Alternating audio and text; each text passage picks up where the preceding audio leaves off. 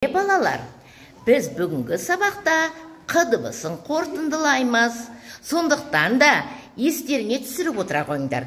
Қандай дыбыстар, қалай бір-бірімен буындап оқуды, неше сөздерде қанша буын бар екендігін.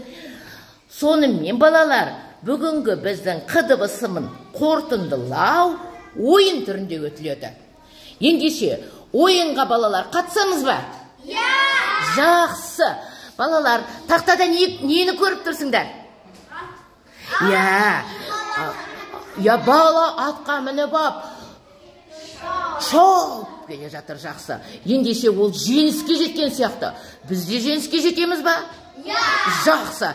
Кәне, ендеше бастаймыз.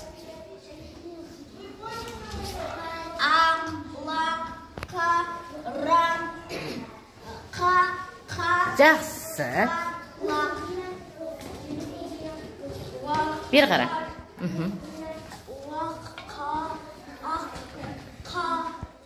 Жақсы, рахмет.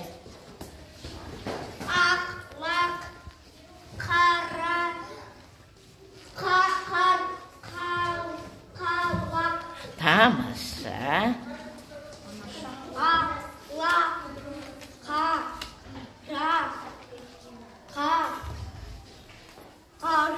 Жақсы, жарайсың. Өте жақсы.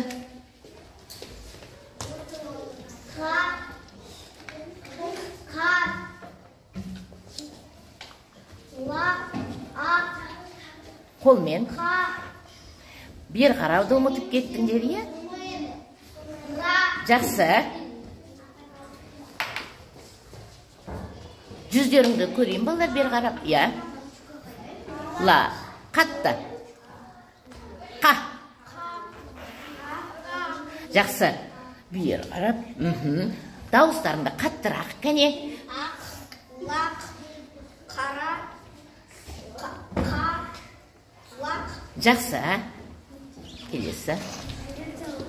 Лақ, қала. Тамаша. Кәнеки, ендеше біз балалар.